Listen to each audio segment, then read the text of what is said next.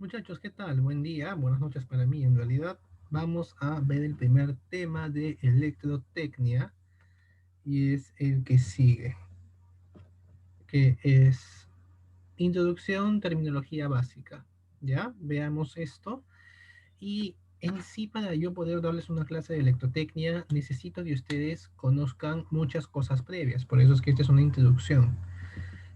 Lo primero que tenemos que tener claro es qué cosa es un circuito, ¿ya? Y evidentemente, porque claro, cuando hablemos nosotros de instalaciones eléctricas o de cualquier tema de electricidad, tenemos que tener conciencia de qué cosa está pasando. Entonces, este es como que una pequeña clase, o bueno, parte de este discurso va a ser una pequeña clase simple, ¿ya? Con poca profundidad matemática de circuitos eléctricos, ¿ya? Todo lo que viene a ser el desarrollo matemático, ejercicios, modelos, eso lo van a ver en su curso propiamente dicho, pero aquí comencemos al menos con una definición, ¿no? Esta definición la saqué de Wikipedia. A ver, dice, un circuito es una interconexión de componentes eléctricos como baterías, resistores, inductores, condensadores, interruptores, transistores, entre otros, ¿ya? Pero es una interconexión de componentes eléctricos que transportan un flujo de electrones, ¿ya? O sea, hay algo que se está transportando, o sea, hay un movimiento, ¿no? Este flujo de electrones es la corriente eléctrica, como dice acá, a través de por lo menos una trayectoria cerrada fijada con anterioridad, ¿ya? Entonces, ¿qué tenemos acá? Aquí tenemos un pequeño circuito eléctrico en el cual podemos diferenciar acá una batería, ¿ya? Por aquí tenemos un fusible, que bueno, está como elemento acá, un interruptor y importante, dice acá receptor, bueno, nosotros le llamamos a esto carga, ¿no? Tendríamos un generador, o sea, una fuente, ¿ya? Hablemos con un lenguaje establecido que no es necesariamente el de acá, esto es una fuente, ¿ya? Todo esto en realidad el fusible y el interruptor, considerémoslo como parte del conductor, ¿ya? Incluyámoslo dentro del conductor. Tenemos generador, conductor disculpen, fuente, conductor y carga, ¿ya? Entonces, estos tres elementos, sí, claro que están formando un circuito y en este caso podemos observar que cuando el interruptor está encendido, ¿qué va a pasar? Tenemos un circuito, claro, cuando está encendido, cuando está conduciendo, ¿no? Cuando está en on, ya, la electricidad está fluyendo, este foquito se va a prender y estaríamos hablando de un circuito que está cerrado. Sin embargo, cuando esto está en off, cuando esto está apagado y el foquito no alumbra, ya, porque hay un punto abierto, por lo cual no se cierra el circuito y no hay un flujo de electrones, estamos hablando de un circuito abierto.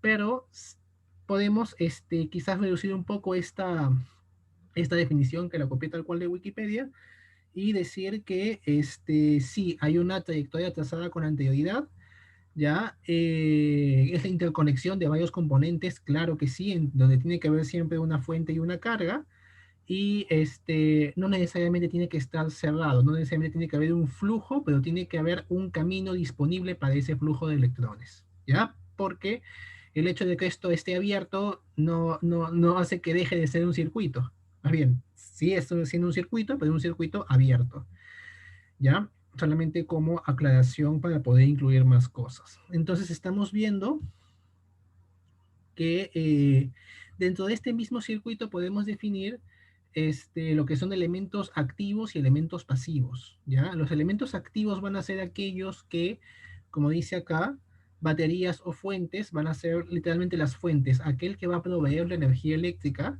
¿ya? Nuestra fuente de energía eléctrica van a ser los elementos activos y todos los demás elementos que la usen, ¿ya? O por los que pase la electricidad y reciban parte de su energía, ¿ya?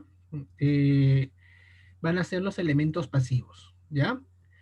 Y bueno, esto de acá de las cargas lo vamos a revisar después, pero entiendan que también dentro de las cargas, que aquí solamente hemos identificado una carga que es el foquito, recuerden que esto lo hemos incluido dentro del conductor, esta carga van a haber cargas que son activas y cargas reactivas, lo cual vamos a definir más tarde en esta exposición que es bastante extensa. Sigamos. El circuito que hemos visto acá, evidentemente, es un circuito eléctrico, donde tenemos una fuente, ¿ya? Tenemos una carga, y justamente la misión, nuestra misión es que la energía que está almacenada acá llegue aquí para hacer un trabajo que en este caso es iluminar, ¿ya? Entonces yo quiero eso, la iluminación requiere energía, la voy a sacar de la fuente y para eso necesito comunicarnos con el conductor. Eso es un circuito. ¿Qué observamos acá? Eso es algo más o menos conocido, ¿no? Aquí lo que vemos es una bobina, ¿verdad? Ustedes en algún curso de academia o quizás por curiosidad, no sé, o en el colegio también es posible, sabrán que cuando existe, cuando hay una corriente eléctrica que está dando vueltas, ¿ya? A través justamente de una bobina, ocurre un fenómeno que se llama la ley de Ampère. ¿Ya? En este caso, como es corriente continua, estaríamos hablando de la ley de Ampère, y se produce un flujo magnético. ¿Ya? Se produce un flujo magnético que está pasando por este material, ¿no? Este toroide, sí, este toroide, ¿ya? Y este toroide, o sea, toroide me refiero, como ven acá, si estamos viendo desde arriba, es una lata de atún con un hueco, ¿ya? Entonces, eso es un toroide. Eh, y bueno, en este caso no, es como un hula hula en realidad, porque tiene sección circular, ¿verdad? Es como un hula hula, ¿ya? Y el campo magnético, vamos a dibujarlo, identificado por la flechita o por un vector inducción, ¿ya? Eh, va a hacer este recorrido, va a pasar a través de este conductor, es un conductor eléctrico, y en este caso estamos viendo que hay un gap, un entrehierro que va a ser como que un bache. Esto va a generar que es aire, ese es un espacio de aire. Entenderán que justamente esto está hecho de un material metálico, es literalmente acero. El acero es un material ferromagnético, es un material, es un excelente conductor del campo magnético, así como el cobre es un excelente conductor de la electricidad. Entonces, de electricidad, en este caso, disculpen, el flujo tiende a ir por el conductor, ¿no? Y como este espacio es un espacio que no es conductor, es todo lo contrario, es una resistencia que en magnetismo le llamamos reluctancia, este, en este caso va a generar una oposición. Esto vendría a ser más o menos nuestra carga, ¿ya? Haciendo un símil acá, recuerden que este cablecito debe ser un cable que está aislado, ¿no? Si lo veo de color negro debe ser porque está envuelto en plástico negro, que después vamos a hablar también de eso, de materiales aislantes, mucho más adelante, ¿ya? Entonces, al centro tiene el cobre, ¿no? El cobre es amarillito, ¿no? Entonces, la electricidad tiende a ir por los conductores y los aislantes los usamos para encauzar la electricidad, para que no se vaya por cualquier lado, pues porque tiene que ir por el circuito que hemos determinado o el camino que hemos determinado previamente. Igual acá, nuestro circuito es este círculo, esta línea media, ¿ya? Esta circunferencia, mejor dicho, ¿ya? Pero este es un circuito magnético.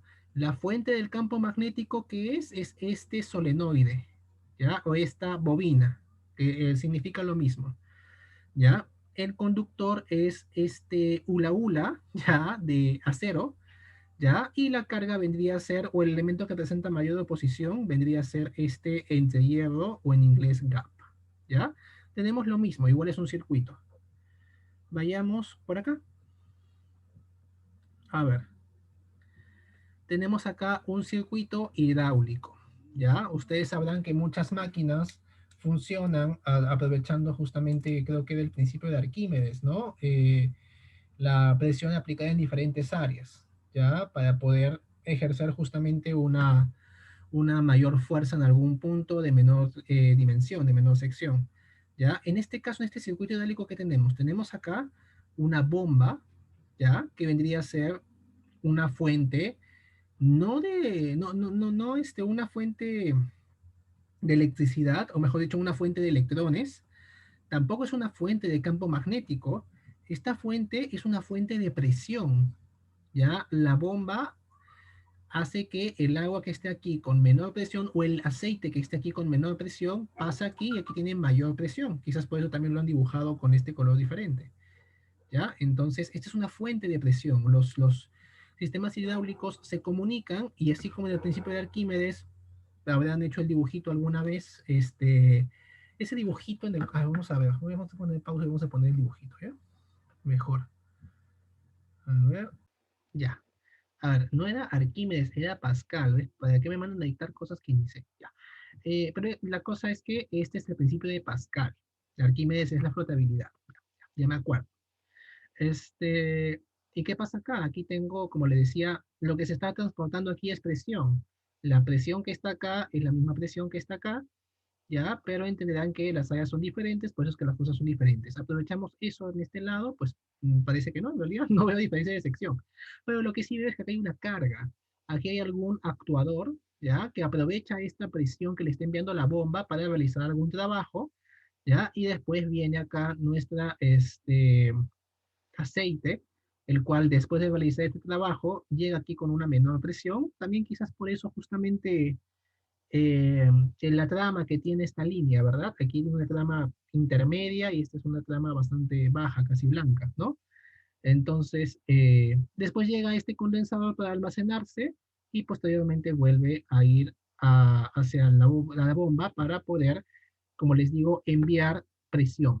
Entonces, ¿qué podemos decir de este circuito? Tiene una fuente, tiene un conductor, que son estos conductos o cañerías o tubos, ¿ya? Tiene una carga, que es este actuador, y lo que se está transportando aquí es presión, ¿ok? O lo que se está transmitiendo la energía aquí es presión, ¿no? Y interesantemente también podemos ver de que ambas son energías potenciales, las tres, ¿no? En cuanto a la electricidad, si es que está como un circuito abierto, si es que este interruptor está en off, hay un potencial. Yo puedo medir un potencial eléctrico, una diferencia de potencial, o sea, un voltaje en continuo, en este caso, por ser una batería, entre estos dos puntos. ¿Ya? Entonces es una energía potencial. ¿Y qué quiere decir energía potencial? Así como la energía potencial gravitatoria, la cual sucede o ocurre cuando un cuerpo es elevado a un nivel de referencia o sobre un nivel de referencia, ¿no? Lo que decimos con energía potencial es que tiene el potencial de generar algún trabajo mecánico cuando cae, ¿verdad? Está en forma potencial, digamos, contenido o almacenado. ¿Ya? En este caso también, que es que eh, aquí, si es que, vamos, si es que esta carga fuese demasiado grande, o si no hubiese ni conductor, ¿ya? Esto estaría también como potencial, no estaría pasando al menos por este circuito. No se presta tanto para el ejemplo, pero aquí sí, ¿no? ¿Ya? La presión también, la presión la puedo tomar como un potencial, por supuesto, puedo digamos, la presión que siente el interior de un globo al momento de reventarse y poder expandirse un poco más, a eso también está en modo potencial, ¿ya? Entonces son energías potenciales, quiero ir a ese detalle. Son energías que pueden estar contenidas, ¿ya? Pero bajo un circuito cerrado se expresan y ejercen un trabajo en la carga, ¿ya? También me gusta siempre hacer el símil y más adelante se va a notar el símil que hago con un río. ¿Qué pasa con el río? Río, ¿ya? Eh, en realidad el río no vendría a ser un circuito, vendría a ser parte de un circuito, ¿ya? Vendría a ser parte de un circuito, ¿ya? Vendría a ser literalmente un flujo que está pasando por acá, que ya no es un flujo de electrones, sino un flujo de agua, ¿ya? Que está pasando por el cauce del río y que tiene cierto caudal debido a una diferencia de alturas. Entonces estamos hablando de una parte de un circuito que vendría a ser quizás, no sé, el circuito, el ciclo del agua, ¿ya? Pero solo examinando esta parte del circuito también podemos sacar conclusiones interesantes. Además, tomemos en cuenta de que cuando se descubrió la electricidad, ¿ya? Era algo muy extraño, ¿ya? Si conocen la historia, creo que se comenzó a hablar de electricidad en base a experimentos bastante randoms, con poco fundamento, ¿ya? no se tenía ni siquiera la conciencia de que habían electrones ni de que habían átomos en esas épocas, ¿ya? Entonces era bien difícil explicar un fenómeno como este. Entonces, ¿qué se hizo? Si es que tienes que explicar algo nuevo a unas personas, ¿ya? Que te pueden financiar el proyecto, vamos, ¿no? Tienes que hacerles un símil y decirles, esto es parecido a algo que conocemos, ¿ya? Y entonces hay muchas semejanzas con lo que viene a ser el estudio de la hidráulica, ¿ya? De ahí viene justamente la palabra fuente y por ahí también la palabra resistencia. Algunas palabritas tienen que ver bastante con lo que viene a ser o en realidad esta teoría de circuitos tiene que ver mucho con lo que se manejaba en ese entonces, que era el conocimiento de los sistemas hidráulicos o del flujo del agua. La palabra flujo también, hablamos de un flujo de electrones tal cual como hablamos de un flujo de agua. Veamos acá. A ver. Eh, partes del circuito. Como hemos definido una fuente, ¿ya?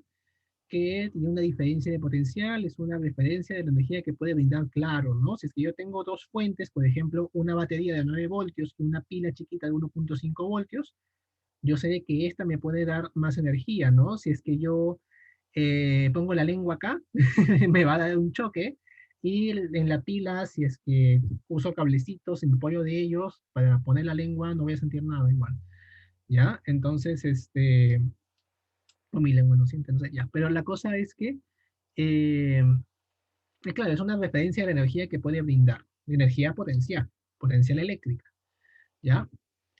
Y el conductor, vamos, tiene una importantísimo. En todos los casos, el conductor tiene una resistencia inherente, ¿ya? En este caso, va el metal, el acero, por más que sea acero, no es perfecto, ¿ya? Igual consume parte de la energía magnética que quiere transmitir esto al gap. Se queda con un pedacito. Aquí también, el mismo conductor, y en este caso también los fusibles y el mismo interruptor, al ser cuerpos reales, van a tener cierta resistencia interna. Déjenme ver qué es. ¿Ya? Cierta resistencia interna, y eso quiere decir que parte de esta energía que está brindando la fuente se la van a quedar ellos, pero lo demás, casi toda, va a llegar justamente a mi carga. ¿Ya? Aquí también. Aquí en estos tubos hay fricción. O bueno, vamos, que ese líquido tiene cierta viscosidad, eso es como un tipo de fricción, y eso va a hacer de que el líquido no pueda, tenga que vencer también la viscosidad, ¿ya? Que si no iría todo parejito, pero sabemos que va haciendo un perfil de velocidades. Entonces, tiene que vencer eso, y eso es, como les digo, como si fuese una fricción. ¿Ya? Y eso también es parte de la presión, se va a vencer esa fricción en todas las tuberías que hay acá. Entonces, eso pasa en todos los circuitos. Igual también acá, vamos, que aquí hay piedritas, cosas, no sé, hay baches, hay estorbos ahí que presentan también una oposición al flujo. Y eso genera una caída de potencial, por supuesto. Esto lo vamos a definir después. Flujo, claro, claro. En los tres casos, en todos los casos hay un flujo de algo, algo está fluyendo, ¿ya? Y claro, ese flujo va a ayudar a transportar más energía para comunicar la fuente con la carga. Van a ser los mensajeros que van a llevar la energía de la fuente a la carga, ¿ya? Y ese flujo es muy importante, pues, ¿no? Es como lo vamos a definir después, es como este flujo de agua. El río puede ser caudaloso o el río puede ir con aguas mansas, ¿ya? Va a depender de qué características tenga el río y qué diferencia de potencial, en este caso potencial gravitatoria, haya, ¿verdad? Eh, Después tenemos la carga. La carga debe convertir la fracción de energía. Claro, la carga tiene eso, va a tener alguna propiedad interna que permita convertir la energía eléctrica en otra energía, que si no la usaría de frente, ¿no? Pero en este caso la convierte en luz, un motor la convierte en energía mecánica, etcétera, ¿ya? Y por ello ofrece una resistencia, ¿ya? Hay un gasto de la energía, ya, justamente acá en la carga. Ahora, ya hemos hablado acerca de este flujo, ya, hemos hablado acerca de la tensión y, en realidad, mejor denme una pausa, quiero ver si es que entra bien acá esto o lo pongo después un segundo. Ah, sí, hay que dictarlo de una vez, ¿ya? Pero solamente un detalle más acá, que aquí al momento de hablar de un flujo, en realidad, en caso eléctrico estamos hablando de una intensidad. Hay flujos, como les digo, como el río caudaloso, que es de gran intensidad, y el río de aguas mansas, el riachuelo, va a ser uno de poca intensidad, que estén llevando poca agua, ¿no? Y sobre todo un flujo poco intenso de electricidad, pues llevará pocos electrones, ¿ok? Por segundo. Flujo, intensidad, ¿ok? En el caso del conductor, una característica aquí también va a ser una resistencia, ¿no? Va a haber una resistencia inherente en los conductores, ah, está dicho acá, ¿ya? Y en caso de la fuente, sabemos que hablamos de un voltaje o diferencia de potencial, ¿ya? Bueno, llamémoslo bien. Primero, diferencia de potencial es un nombre real, pero le decimos también voltaje porque lo medimos en voltios. Y en el caso de esto es intensidad de la corriente eléctrica. ah, y le llamamos a veces amperaje porque lo medimos en amperios. Sin embargo, estos nombres que están aquí en paréntesis son nombres coloquiales, vulgares, ¿ya? Si queremos hablar con propiedad, tenemos que decir diferencia de potencial o también tensión eléctrica, o ya, y en el caso del flujo, llamarlo intensidad de la corriente eléctrica. Y ya definido esos, podemos ver la interrelación que hay, ¿no? En un circuito tenemos una fuente, ya un conductor por el cual pasa un flujo de electrones con cierta intensidad y una resistencia, ¿ya? O algo con una carga que cause oposición, que puede ser una resistencia. Y se forma justamente esto de acá, ¿ya? Eh, que bueno, que claro, sería, bueno, la ley de Ohm no es literalmente esto, la ley de Ohm es que, ¿cómo es? La tensión es igual a, no, la resistencia es igual a la tensión entre la corriente, ¿ya? Esa es la ley de Ohm y ese triangulito es como la fórmula de la velocidad que nos ayuda con el triangulito que usamos en la academia para despejar la velocidad. Bueno, de ahí nos ayuda un poquito esto, ¿no? ¿Ya? Pero en sí esto es la ley de Ohm, ¿ya? Y como digo, nos ayuda a poder interrelacionar estas tres variables. Y nos damos cuenta de una cosa bien chévere, que así como en el caso de la velocidad, en el cual teníamos el caso del MRU, ¿ya? Movimiento rectilíneo uniforme, donde la velocidad era constante, ¿ya? En este caso, la relación entre claro, y la velocidad, ¿qué cosa era? La relación entre la distancia y el tiempo, ¿no? En este caso, la relación entre la tensión y la corriente eléctrica o la intensidad de la corriente eléctrica también va a ser constante, ¿ya? Y eso es bien interesante.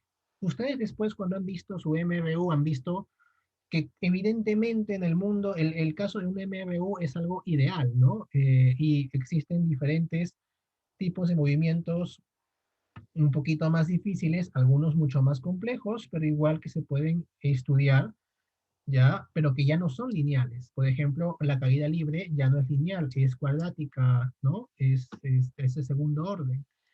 En este caso, lo que es la ley de Ohm es bastante lineal. Y eso es muy interesante porque hay muy pocos fenómenos verdaderamente lineales en la naturaleza o en la ciencia, en la ingeniería. O sea, hay pocos fenómenos que son lineales. Y estamos enfrente de uno de ellos. ¿Ya? Después vamos a hablar acerca de la linealidad porque es muy importante. Eh, Y también sería bueno hablar acerca de la misma resistencia, que también en el caso propiamente dicho de cuerpos que sean resistivos, por aquí ya ha salido el tema de que no todas las cargas son resistivas, las cargas resistivas son cargas llamadas activas y las cargas reactivas son cargas que tienen otras características que aquí están escritas, dice inductancias y capacitancias, ¿ya? Pero volvamos al tema y los cuerpos que son netamente resistivos, su resistencia depende de sus características geométricas, como son la longitud y como es el área, además de la naturaleza de su material, ya que está definido por la resistividad, que es una característica propia del material, como les digo. Entonces, dependiendo de las dimensiones de mi resistencia, tendré justamente diferentes valores de la misma. Por más que compartan la misma masa o el mismo volumen, podemos tener diferentes valores de resistencia. ¿Ya? Ahora veamos algunos ejemplos de esta ley de Ohm, ¿ya? Pero no los vamos a ver con electricidad, sino que los vamos a ver justamente comparándolos con una caída de agua, ¿ya? Entonces, ¿qué va a pasar acá? En este caso vamos a evaluar la tensión, ¿ya? La tensión eléctrica, la diferencia de potencial o nuestro voltaje. En estos dos casos, miren, aquí está Chems en una catarata chiquita de muy poca altura y Chems en una catarata bastante mayor, de una gran altura. Entiendo que aquí hay una menor diferencia de potencial y aquí hay una mayor diferencia de potencial. Hagamos de cuenta que en ambos casos tengamos la misma resistencia, ¿ya? ¿Qué podemos decir de un caso y del otro? Miren, si es que aumentamos la diferencia de potencial, en este caso potencial gravitatorio, ¿ya? Y no varía la resistencia, aumenta justamente la corriente, y eso vemos acá, o sea, nos da una idea de que aquí está pasando una mayor cantidad de agua que en este pequeño riachuelo, ¿ya? Entonces, eh, podríamos decir que se cumple, ¿no? Y si es que hubiese la misma resistencia o la misma oposición que ofrece la misma catarata, podríamos tener, literalmente debería cumplirse una ley semejante a la ley de Ohm. Eh, y bueno, también podemos indicar de que, claro, aquí hay poca diferencia de potencial y también hay un poco flujo, ¿verdad? Hay un menor flujo, ¿no? Aquí dice que justamente la corriente, o sea, el flujo o la intensidad de la corriente eléctrica, mejor dicho, ya, vamos a hablar del flujo, aumenta el flujo, ¿ya? Eso hace también que justamente aumente la potencia y la energía, ¿no? ¿Qué cosa era la energía? Era la capacidad de realizar trabajo, ¿ya? Eléctrico, mecánico, en este caso mecánico, ¿verdad? ¿No? Por la caída del agua, ¿ya? Entonces, y la potencia es justamente esta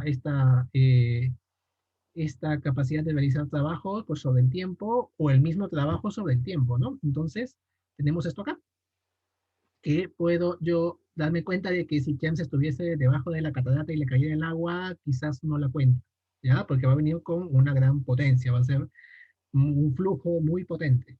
Y aquí un flujo poco potente, ¿ya? Veamos este ejemplo de acá. Tenemos dos ríos, uno es bastante extenso, pero no pasa, o sea, el agua pasa muy lenta, es hasta navegable, y el otro, el agua es un río más bueno, también es caudaloso, los dos son caudalosos, solo que aquí el agua está pasando con mayor velocidad. Debe ser que tiene una mucho mayor pendiente, ¿no? Hay una mayor diferencia de alturas acá porque no le veo mucho espacio. Veamos qué pasa acá. Vamos a hablar acerca de la intensidad en este caso. Mira, si el cauce es suficientemente ancho, ¿ya? Y al ser suficientemente ancho, ¿qué puedo decir también? De que no ofrece ninguna resistencia. Y puedo ver que aquí no hay ninguna piedra o peñasco o algo que oponga algún choque, alguna resistencia, ya si el cauce es suficientemente ancho, puede transportar una gran cantidad de flujo de agua a pesar de no haber una gran diferencia de alturas. Y sí, yo también veo que aquí no hay una gran diferencia de alturas. Se parece a los ríos de la selva baja, ya que he visto en televisión porque no he ido, ya. Creo sí, claro, el río Amazonas es un río muy caudaloso, pero cuando lo ves en televisión es navegable, entonces No siempre, a menos que seguro crezca el río o en ciertas épocas del año, pero es agua mansa, ¿ya? Pero es muy caudaloso porque lleva mucha agua, ¿no? A poca velocidad, pero mucha agua. Y en este caso de acá, tenemos una mayor diferencia de alturas, ¿ya? Y a pesar de que el cauce sea pequeño, ¿ya? Pasa una gran cantidad de agua, ¿ya? Eh, y para el colmo, bastante potente, ¿no? Entonces, ¿qué está pasando acá? En ambos casos estaría, podríamos decir, de que está pasando el mismo flujo, ¿ya? Solamente que aquí hay una menor diferencia de alturas y una menor resistencia, y aquí hay una mayor resistencia y una mayor diferencia de alturas. Y por eso podríamos indicar que en ambos, por más que uno sea agua mansa, pero es bastante, y esta es agua turbulenta, pero poca, ¿ya? Está pasando en la misma, el mismo caudal, ¿ya? El mismo caudal. Recuerden que el caudal es metros cúbicos sobre segundo, o sea, es la cantidad de agua en volumen que está pasando por segundo.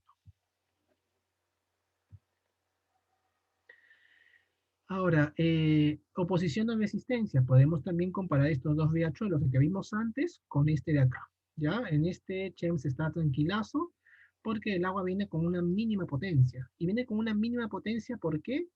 Porque no está pasando primero que nada mucha agua. ¿Y por qué es eso? Porque vemos que también hay demasiados, aquí es excesiva la cantidad de piedras que hay o la oposición que está ofreciendo mi conductor a el paso o al flujo, ¿ya? Entonces, eso afecta también. Aquí hay una mayor resistencia, aquí hay una menor resistencia, por eso es que aquí mi flujo ha terminado siendo menor, aquí mi flujo es mayor, y podemos asumir de que la misma,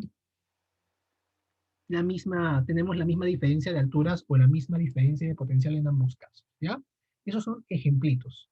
Para terminar el ejemplo, mencionemos que si es que tengo un río, ya, yo puedo definir una zona que va a ser el cauce, que está a menor altura, ¿no? Y esa va a ser la característica que lo va a volver un conductor del agua, ¿no? Y lo que viene a ser el margen del río es una zona más alta y eso va a ser un aislante, pues porque vamos, que el agua no quiere pasar por acá, quiere pasar por aquí nada más, ¿ya? Entonces, sí hay igual en este conductor una característica que lo vuelve literalmente conductor y hay una característica que vuelve al margen aislante, ¿ya? Ahora, eso para que me entiendan, como les digo, lo que es la ley de Ohm, ponerla como ejemplitos y después vamos a ver algunas cosas más eléctricas. Comenzando también por el tema de que tenemos que hablar un poco acerca de este conductor, ¿ya? Vamos a tener justamente un capítulo para hablar de conductores y hablar un poquito del lenguaje incluso que se usa en este tema. Pero comencemos diferenciando algunas cosas. Por ejemplo, los materiales que se usan para conducir electricidad, que son principalmente dos, al menos en lo que viene a ser electricidad industrial y domiciliaria, dos. ¿Ya? En electrónica pueden utilizar plata, conductores de oro, sí. En algunos circuitos seguramente es indispensable, o quizás a la entrada de algunos sensores también. Pero aquí no. Aquí utilizamos aluminio, como en este cable, que es un cable subterráneo, por eso es que está tan forrado, porque va debajo de la tierra. Este es otro cable subterráneo, pero este es de cobre, ¿ya? Aluminio y cobre. Ambos, como les digo, cables subterráneos, ¿ya? Vamos a ver sus partes en su momento. Y aquí tenemos también un cable, pero eso es bien interesante, ese es un cable, no es un cable, eso se llama conductor. Cuando hay aislamiento externo, ¿ya? Normalmente de plástico, estamos hablando sí de un cable, cable, cable, conductor, ¿ya? El conductor en este caso es un conductor que por definición, cuando decimos conductor a secas, estamos hablando o del punto, o justamente de este punto de acá, como parte del cable o parte interna del cable, o como mismo, como una sola pieza, como un solo objeto, el conductor, que en este caso se usa para líneas de alta tensión. Que he puesto un dibujín, no lo puse acá. Aquí lo puse, ¿ya? Líneas de alta tensión, ¿ya? Ahí utilizamos un conductor, a veces tenemos la redundancia de decir conductor desnudo, Y no me parece grave, en realidad, ¿ya? Puedes decir conductor desnudo o netamente conductor, ¿ya? En este caso, les hago una salvedad. Podría ser todo de aluminio, ¿ya? Pero si ustedes se dan cuenta, estos cables de acá, o mejor dicho, estos conductores, están tensados, ¿ya? Están tensadísimos, ¿ya? Pues entonces, eso quiere decir que aguantan una gran fuerza mecánica de tensión, ¿ya?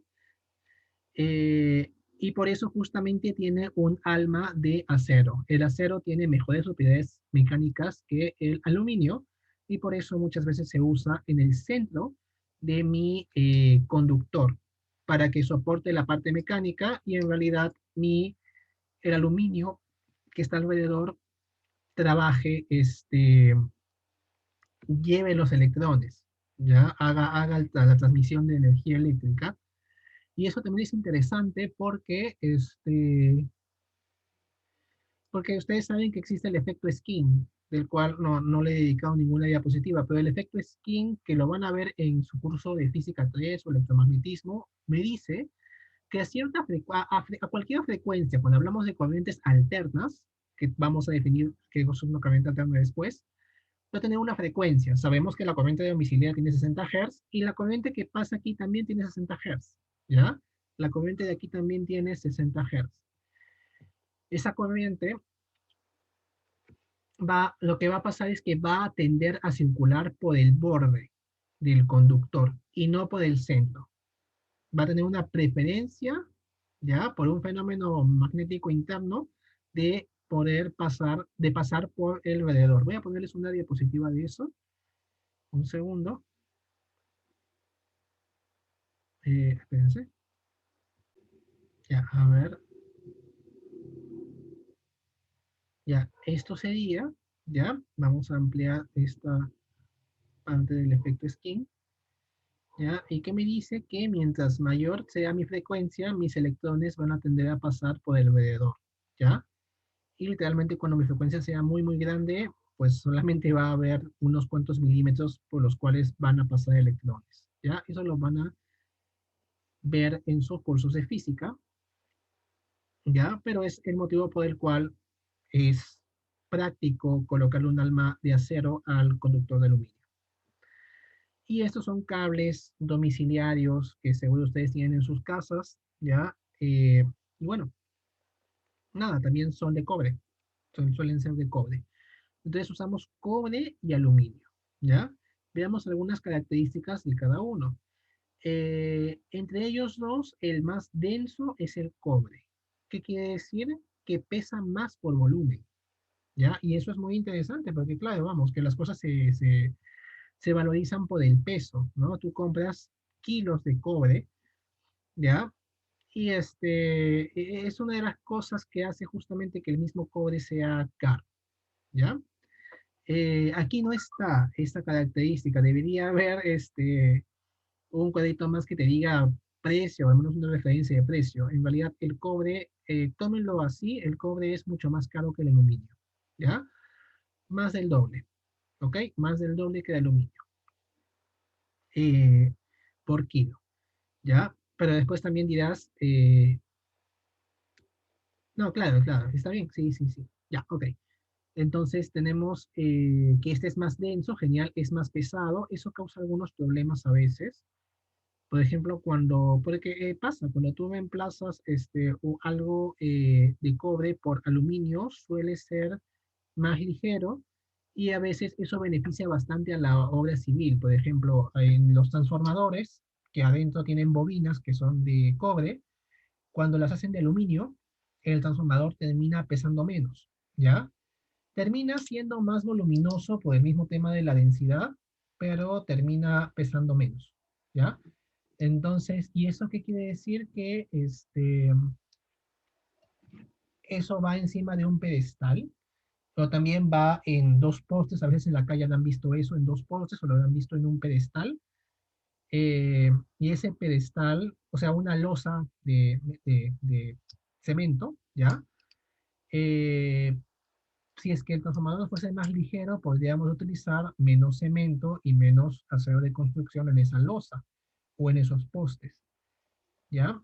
Eh, pero el aluminio en realidad para lo que viene a hacer eh, equipos industriales, o sea, públicos, ¿ya? Que tienen que obedecer la norma nacional, sucede que no está normalizado el cobre todavía, ¿ya?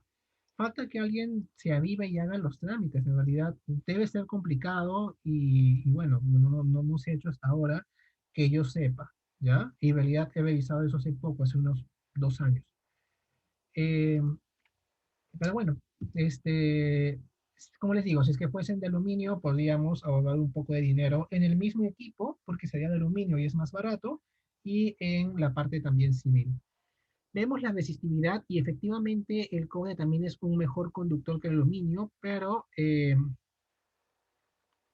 vemos acá esto es menos del doble y en cuanto a la densidad estamos hablando de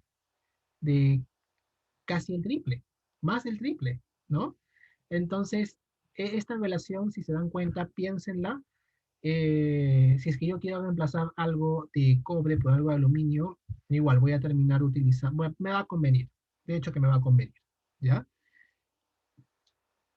La resistividad, la conductividad, que viene a ser la inversa de la resistividad es la conductividad. Pueden, si quieren, hagan la inversa, uno entre y debería salirles esto de acá, ¿ya? O bueno, o algo parecido, o quizás, vamos, aquí no me especifica exactamente las unidades de conductividad, pero debería ser al menos proporcional, ¿ya? Y bueno, después calor específico, punto de fusión, conductividad térmica, etcétera, ¿ya? Pero principalmente esto es lo que quería mostrarles para decirles de que el aluminio puede reemplazar al cobre, sí, es una buena idea, casi siempre sí, ¿ya? Y siempre que pueda hacerse, al menos para instalaciones que son propias de una fábrica, podría utilizarse aluminio. Sin embargo, para instalaciones públicas todavía tiene que usarse obligatoriamente cobre. Aquí, esto es solamente para mostrarles los conductores y darnos cuenta de una cosa que después va a tener mayor implicancia, ahorita quizás no, pero esto es el modelo circuital de una línea de transmisión, ¿ya? Y es un modelo circuital tipo pi, por la forma que tiene, ¿ya? Vemos que hay una resistencia, hay una inductancia y vemos dos capacitancias, ¿ya? ¿Qué quiere decir? De que hemos indicado hasta ahora de que el conductor tenía una resistencia inherente, ¿ya? Ahora, entérense de que además de una resistencia inherente, puede considerarse una inductancia, ¿ya? Que va a depender de las dimensiones del conductor, ¿ya? Recuerden que la inductancia es una característica que depende de la geometría del conductor, ¿no? Si es que yo quiero que justamente sea una bobina, evidentemente va a tener una mayor inductancia, o mejor dicho, autoinductancia, que puede ser un término que vayan a ver después, ¿ya? Vamos a hablar de eso en un momento también. Eh, pero igual, un cable también tiene una autoinductancia menor, pero existe, y si hablamos de líneas de transmisión, ya viene a ser un valor considerable, especialmente si es que vemos líneas largas, ¿ya? Si no son líneas que son bastante largas, además de aparece un fenómeno capacitivo. ¿Por qué? Porque nuestra línea de transmisión es un conductor y la tierra, el suelo interiormente, también tiene propiedades conductoras. Entonces yo tengo conductor, tierra conductor debajo de mi línea larga y en el medio hay aire, que es un aislante. Se forma un capacitor, ¿ya? Que puede despreciarse para líneas cortas, pero ya para líneas largas tiene un efecto que se llama efecto Ferranti, que lo vamos a ver al final, ¿ya? Pero nuevamente, este curso de por sí es un curso informativo, entonces permítanme explicar algunas cositas eh, para su gusto. Vamos. No todo se va a usar, pero al menos es interesante. Les comentaba este detalle de la linealidad. ¿Cómo la podemos expresar? Pues evidentemente haciendo diferentes medidas, ¿no? Ese es un pequeño experimento que encontré en internet y están comparando justamente en alguna resistencia, ¿ya? Haciendo un gráfico tensión-corriente. A esta resistencia le están pasando cierta tensión y están midiendo la corriente y nos damos cuenta que, al menos en las mediciones, que puede ser culpa del medidor, culpa de la medición, culpa del ojito, ¿ya? Culpa de algo, pero vamos, que la cosa no está perfectamente lineal, pero supongo que si es que hiciéramos mediciones así perfectas, pues quedaría perfectamente lineal, claro que sí. ¿Ya? Y nuevamente, eso es extraño, es difícil encontrar fenómenos lineales en la naturaleza o en la ingeniería, ¿ya? Considérenlo, vean cómo se examina esto, una figura, una gráfica tensión corriente y se observa una línea y podemos identificar que en todos los puntos de esta línea la pendiente es la misma. ¿Y ahí qué cosa es la pendiente? Pues si yo evalúo en este punto y quiero ver la pendiente, dibujaré un triangulito y haré cateto sobre cateto, eso es la pendiente, pues, ¿no? El M de tu recta, ¿ya? Entonces, ¿y eso qué termina siendo? Pues es tensión sobre corriente, ¿ya? Y eso termina siendo tu pendiente. Eh, Quizás este gráfico está al revés, no sé, ¿ya? Pero bueno, pero igual sigue siendo una línea y sigue habiendo ahí una resistencia que es tensión sobre corriente y que se puede ver en este gráfico como la tangente del ángulo.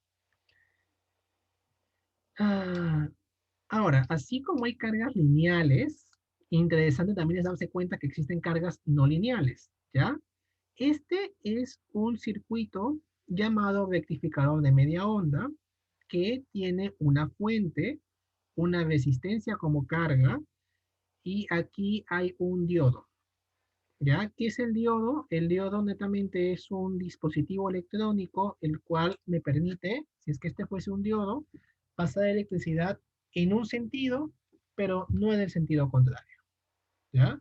Ustedes ya conocen qué es la corriente alterna, no los voy a sorprender, ¿no? Pero el rectificador de media onda lo que hace es coger la corriente alterna que tiene positivos y negativos y simplemente como la corriente puede ir solamente en un sentido, elimina los negativos. La corriente solamente puede ir avanzar y ya no retroceder, avanzar y ya no puede retroceder, ¿ya?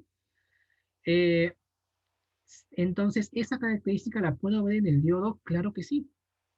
Puedo yo ver de que el diodo en este sentido está, claro, aquí estaría funcionando prácticamente como un cable, como algo que tiene una resistencia mínima. Recuerden que la resistencia es la tensión sobre corriente. Si yo evalúo en este pedazo, si yo chequeo esta línea que está prácticamente vertical, yo me doy cuenta de que puede pasar la corriente que quieras, ¿no? Y la diferencia de potencial va a ser mínima, o el consumo, o el potencial, la tensión que se va a quedar, con la cual se va a quedar, va a ser pequeñísima, ¿ya? En esta zona de acá, en la zona directa, el- en la dirección en la que está apuntando la flechita del diodo, ¿ya?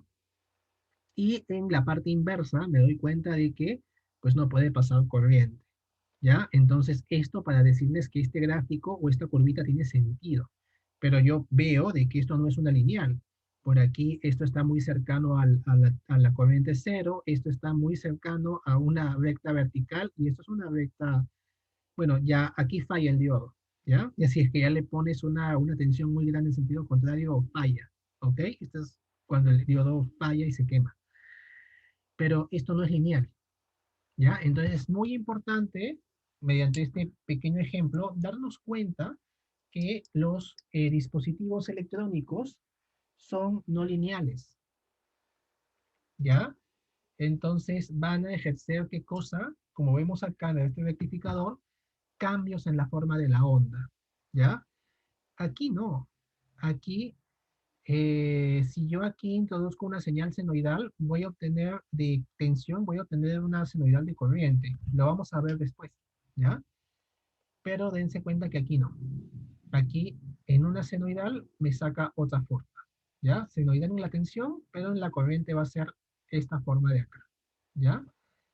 Eh, Veamos ahora en cargas no lineales los circuitos magnéticos, ¿ok? Eh, ¿Por qué? O sea, solamente para identificar también que hay otras cargas no lineales, además de todo dispositivo electrónico sencillo o complicado, ¿ya? Van a tener esa característica de ser no lineales aquí también, ¿ya? ¿Qué va a pasar? Cuando tenemos un circuito magnético, como les digo, está pasando por acá un flujo magnético, ¿ya? Pero la capacidad de conducción del núcleo tiene un límite, al cual denominamos saturación. Aquí no está escrito, pero vamos, yo veo aquí que hay una zona lineal, hay una zona que identificamos como codo, y lo demás es una saturación, ¿ya? Ya no conduce, ya no trabaja como conductor. Tampoco, bueno, ya no es muy diferente que el aire, ¿ya? Normalmente trabajamos en esta zona que llamamos zona lineal, tratamos de no excedernos, por eso es muy peligroso que un transformador o que un motor sea alimentado con una tensión mayor a la que normalmente aguanta, ¿ya? Para ponernos en contexto, por si acaso, esto es tensión corriente, ¿ya? Tensión es la vertical, corriente es la horizontal, así que mejor lo vean, ¿ya? Y vemos de que le podemos ir dando corriente, corriente, o sea, corriente, corriente, corriente, pero llega un punto, o mejor dicho, bien, por el otro lado, mejor, ¿ya? Tensión, ¿ya? Aumentamos la tensión, la tensión, la tensión, la tensión, pero ¿qué pasa? Si es que nos pasamos de este codo y le damos más tensión, ¿ya? Vamos a tener un salto de corriente gigantesco, ¿ya? Lo contrario acá, ¿no? Aquí era una flechita hacia, bueno, pero está parecido. Ya, no comparemos cosas que no vienen al caso, ¿ya? Pero la cosa es que aquí hay una, un salto de corriente, aumenta un poquito más la tensión del codo y veo de que hay una gran corriente acá, ¿ya? Y eso se llama saturación y ahí es cuando los equipos electromagnéticos se queman, ¿ya? Eh, para que sepan, como les digo, de que es asombroso, sí, claro que sí, esto no tiene saturación, literalmente la cadencia lineal se prolonga hasta que se derrita, ¿ya? Pero aquí antes que se derritió ya hay una falla fuerte provocada por esto sería prácticamente un cortocircuito en esta zona de acá, corrientes muy altas, ¿ya? Eh, en fin, eso para mostrarles esto de acá. Para comentarles desde ya que existen cargas no lineales, eso también va a ejercer un cambio en la forma de la onda, que está al final. Vamos a mostrarlo aquí, ¿ya? Eh, esta es una onda, digamos que sea de tensión, el gráfico es magnético, pero esto es equivalente a la tensión, y esto que es el campo, bueno, ese sí es la corriente, claro, esta es la corriente que sale, ¿ya? Entonces, esta corriente, como ven, está deformada. Ya, también, como les digo, los elementos que son ferromagnéticos tienen esa propiedad también de deformar la onda, ¿ya? Otra cosa más, tipos de fuentes. Eh, vamos a tener que dividir la electricidad en dos partes, ¿ya? Ay, me falta un tema también, ya. Pero vamos a dividir la electricidad en dos partes. Van a ser, vamos a dividirlo en lo que es corriente continua y lo que es corriente alterna, que son cosas que ustedes ya saben, pero vamos a definirlas acá. La corriente continua es esto, ¿ya? Y la corriente alterna es esto, ¿no? ¿Ya? La corriente continua, eh, una forma de la corriente continua es que sea una corriente uniforme, un valor constante, ¿ya? Como el de las pilas o el de las baterías, que en el fondo tampoco no es muy constante, porque en realidad es una curva que decrece, ¿ya? ¿Ok? Si hablamos de una pila, pues vamos, una pila, mi reloj tiene una pila, no, no ven mi reloj, pero está por ahí, ¿ya? Y tiene una pila, ¿ya? Entonces, ¿qué va a pasar? Que esa pila se va a gastar por el fenómeno químico que también llega a su fin, ya no hay mucho que reaccione, y la tensión que produce va disminuyendo. Entonces, mi reloj funciona con cierto margen de tensión, quizás entre 1.5 y 1.3. Pero ya si la tensión está en 1.2, mi reloj ya no avanza porque la tensión que tiene mi pila ya no le es suficiente para funcionar. Entonces, tampoco es que sea muy constante, es que decrece, ¿ya? Entonces, definamos qué es la corriente continua. Lo primero es justamente eso, que no cambia su polaridad, no está pasando al menos, ¿ya? Además, puede ser de un valor constante, que es algo muy ideal. En realidad, como decimos, una fuente real decrece su valor, no es constante. Si hablamos de rectificadores, este es un rectificador de media onda esta vendría a ser una corriente continua y no es constante, está rectificada. Tiene lo que en dispositivos electrónicos les van a definir como rizado y un alto rizado, que se pueden hacer cosas para bajarle. Pero volvamos al hecho de que no cambia su polaridad, ¿ya? Y no tiene ningún ritmo, pues no tiene cambios de polaridad. A contraposición de la corriente alterna, la cual por su mismo nombre decimos que alterna su polaridad entre positiva y negativa, ¿ya? Tiene una forma senoidal que es periódica, ¿ya? Entonces aquí hay varios periodos donde pasa exactamente lo mismo o muy semejante, bueno, ¿ya? Eh, y lo más importante es que tiene un ritmo que aquí no estaba, porque aquí, como les digo, esto podía decrecer, pero no tenía ningún ritmo. En cambio, yo veo de que como eso se está repitiendo periódicamente, puedo contar las veces en la que esto ocurre por segundo y definir una frecuencia, ¿verdad? Y sabemos además que en el caso eh, de nuestra electricidad domiciliaria, la frecuencia es de 60 Hz, 60 veces por segundo, que ocurre este periodo desde este punto hasta este punto. No cada una de las curvas independientemente, sino todo el periodo, el cual se va a repetir, como les digo, 60 veces durante un segundo. Eh, y eso ya le da otras propiedades a nuestro circuito. ¿Ya? Es culpa de este ritmo, ¿ya? Es culpa de ese ritmo, literalmente, es culpa de ese ritmo que a la electricidad se nos va a complicar, especialmente en circuitos 2. Aquí vamos a hacer un pequeño comentario también en cuanto a lo que viene a ser sus cursos de circuitos. Ya cuando ustedes lleven circuitos, les van a decir que las corrientes continuas son constantes, les van a decir que los conductores para ese curso no van a tener ninguna resistencia inherente, ¿ya? Pero sepan que sí hay.